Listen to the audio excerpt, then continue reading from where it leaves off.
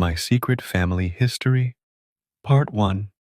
I've been lurking on this subreddit for years, but I never thought I'd actually have something worth posting. What I'm about to share isn't about a missing person in the traditional sense or a famous cold case. It's about my own family, a box hidden in an attic, and a trail of unanswered questions that I can't seem to let go of. I'm posting this here because I genuinely don't know where else it belongs. I'm hoping someone might recognize patterns, historical details, or just help me make sense of something that has haunted me for the past 2 years. I grew up in a small town in the Midwest. My family always seemed normal, not overly close, not distant either. My grandparents lived a few hours away, and we visited them on holidays. My parents never talked much about their childhoods, but I didn't think that was unusual. Some families just don't. The story really begins when my grandmother, Margaret, died in 2023 at the age of 92. She had been declining mentally for a few years, but her death was still sudden enough that it caught us off guard. After the funeral, my mother asked me to help clean out her childhood home, which had been sitting mostly untouched since my grandfather passed in the late 1990s. That house is important. It's where my mother grew up. It's also where everything started to feel wrong. Like and follow for part 2. Part 3. The tone of the letters varied. Some were affectionate, others angry, some fearful.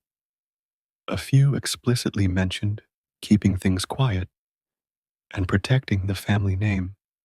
At first, I assumed it was evidence of an affair. Then I read the journal. The journal seemed to belong to my grandmother. It wasn't a diary in the traditional sense and no daily entries or mundane details. Instead, it was a fragmented record of events, written sporadically over decades. The earliest entry was from 1943, when she would have been 12 years old.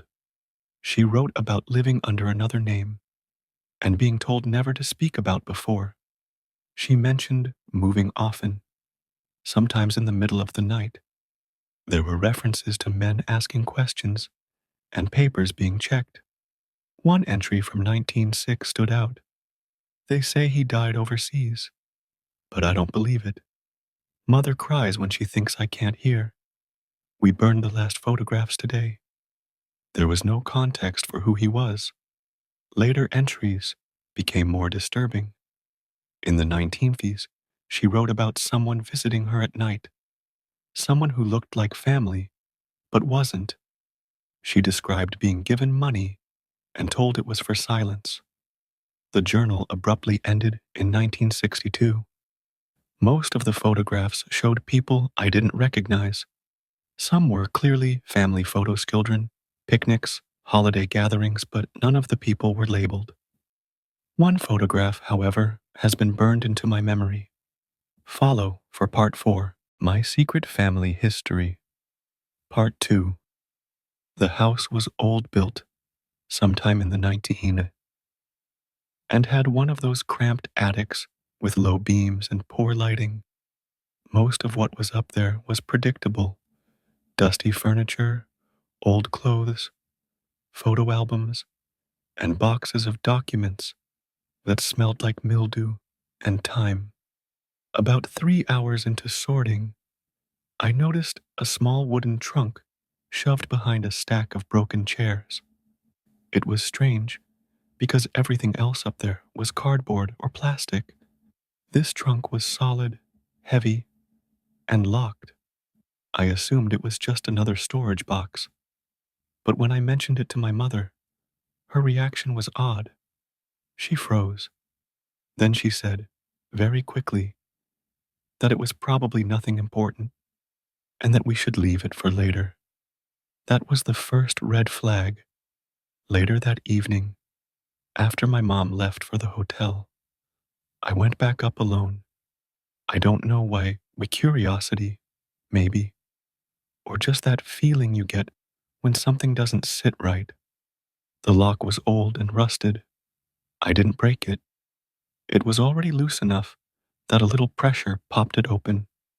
Inside were papers, hundreds of them. The trunk contained letters dating from 1944 to 1960, several black and white photographs, a leather-bound journal, birth certificates and government documents, one modern envelope dated 1998. The letters were addressed to my grandmother, but not from my grandfather. They were signed by different people, though one name appeared again and again. E. The tone of the letters varied. Like and follow for part 3. Part 4.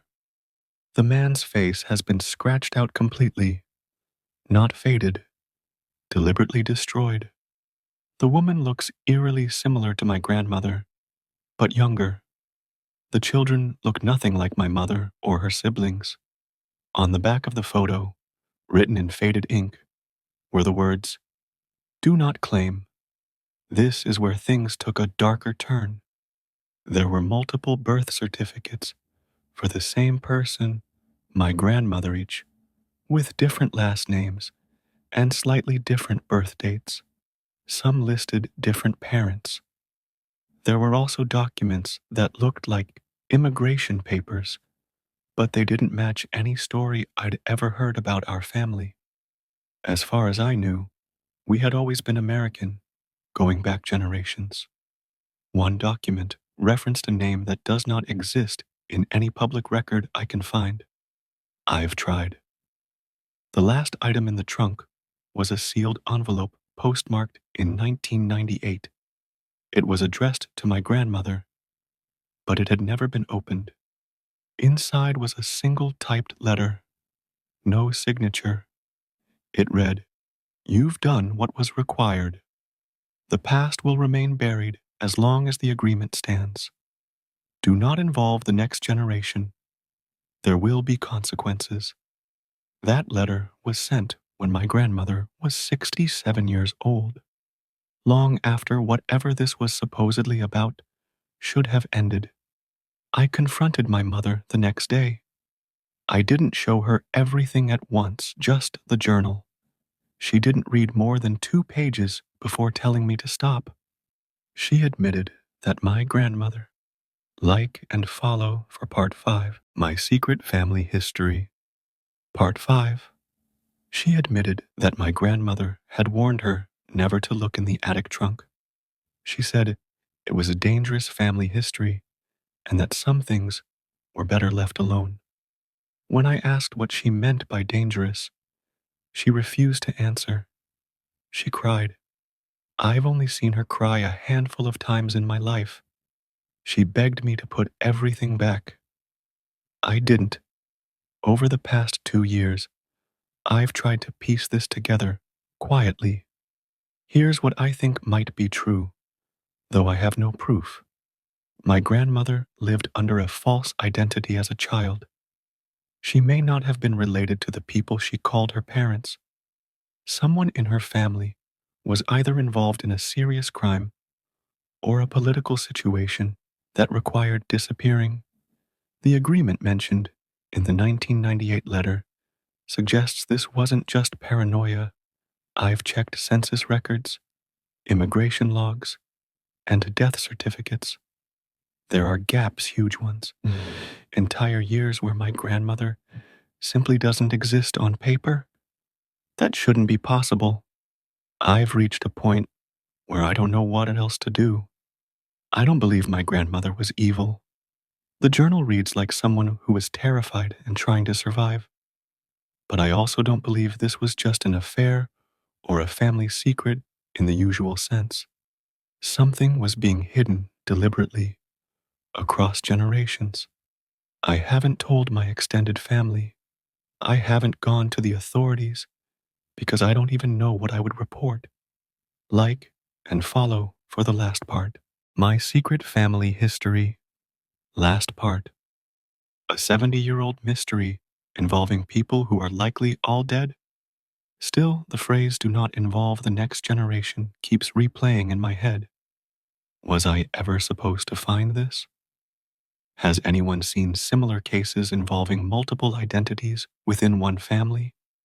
Are there historical situations, post Wapwapku Cold War era, that might explain this level of secrecy?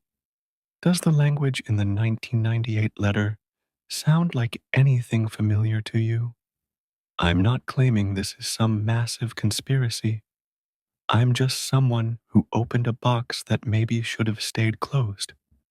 If nothing else, writing this out has helped me feel less alone with it. Thanks for listening. Like and follow for more.